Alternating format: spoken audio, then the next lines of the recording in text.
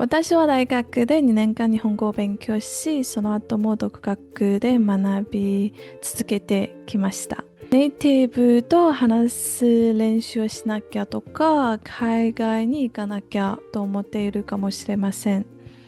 今日は日本で住まなくても日本語を話し始める方法をお伝えしたいと思います。Before we start speaking, we need to understand pronunciation. If you want to sound more natural, it's a good idea to pay attention to pronunciation from the beginning.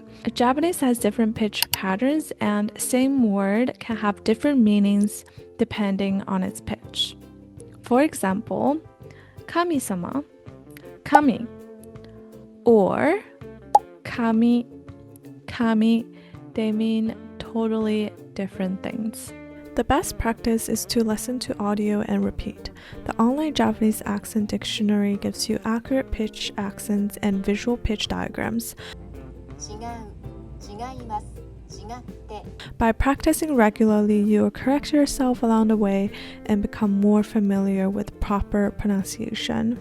When I first started learning Japanese, I found it very stressful to look up words, especially kanji. To make learning easier, NHK News Web Easy provides annotations and audio so you can listen and read at the same time. The news is also simplified for beginners to pick up faster. This is a good way to get your foot in the door and feel comfortable reading in Japanese.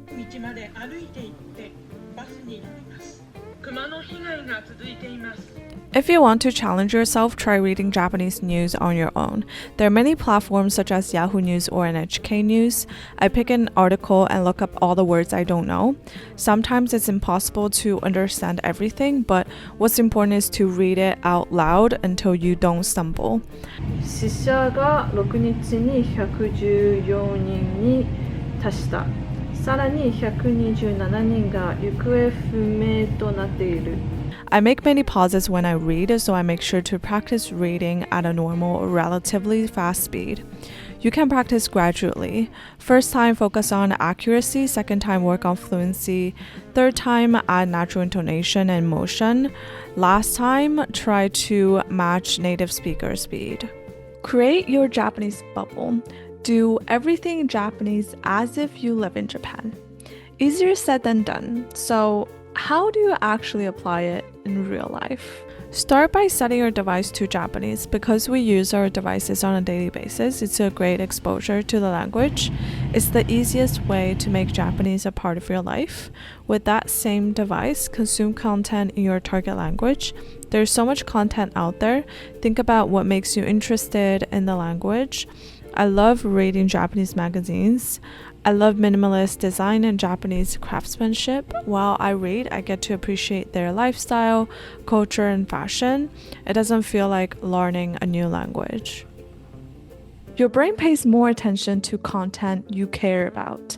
If you really want to start speaking Japanese, you need to be obsessed. Find one YouTuber, actor, or anime character, anyone you like, and learn the way they speak. Picking an anime character can be tricky because they may use impractical or overly dramatic speech. I prefer Japanese YouTubers who create content I love, especially talking videos. I study their video scripts and notice common phrases and vocabulary that they often use.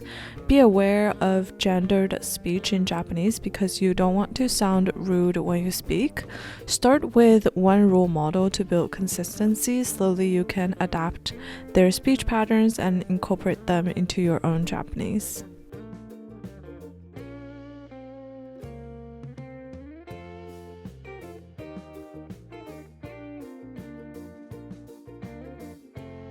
I really improved my speaking and listening when I started watching Japanese TV shows and movies. There are many real-life situations where you can see interactions and natural expressions. I am obsessed with Alice in Borderland. I'm on season 3. Even though this show isn't exactly a slice of life type of show, I picked something in a genre I love so I can watch it with focus for longer periods of time. I usually watch with Japanese subtitles. Given the complexity of the plot, there are times when I'm confused about what's happening.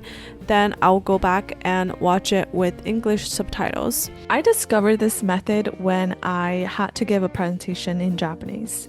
Speaking is hard, but what if we try memorizing it first? Speaking spontaneously requires vocabulary and grammar, which is very difficult to do when you are a beginner. But there's a way to help through prepared speech. Memorizing a script or conversation helps you to start speaking without worrying about making mistakes. Even though you may not be able to use them immediately, you will start building a library of natural expressions and boost your confidence through practice. Start with dialogues in textbooks. It can be a simple conversation like introducing yourself to someone for the first time. Role-playing is the most effective method. If you don't have someone to practice with, try switching roles and do it on your own. By doing this multiple times, you will build muscle memory. When we encounter the same question next time, we will know what to answer. 皆さんは日本で何をしますか？会社で働いています。日本で何をしますか？買い物をします。化粧品を買います。Another way to practice is to study interviews. I love analyzing interview scripts and memorizing them for fun. Sometimes I see advanced vocabulary but don't know how to use it. By studying interviews, we can make those phrases our own and use them in future conversations. For example, Vogue Japan is one of my favorite channels. It lets me see inside my favorite actress' life. They share their recent favorites, and I can also relate to their experiences if it's something I know. Practice makes perfect. The rule of thumb is to read as much as possible and start forming sentences. If you don't feel comfortable speaking yet, try writing it down and memorizing it. I hope these tips slowly help you build confidence. Thank you so much for watching, and I'll see you in the next video.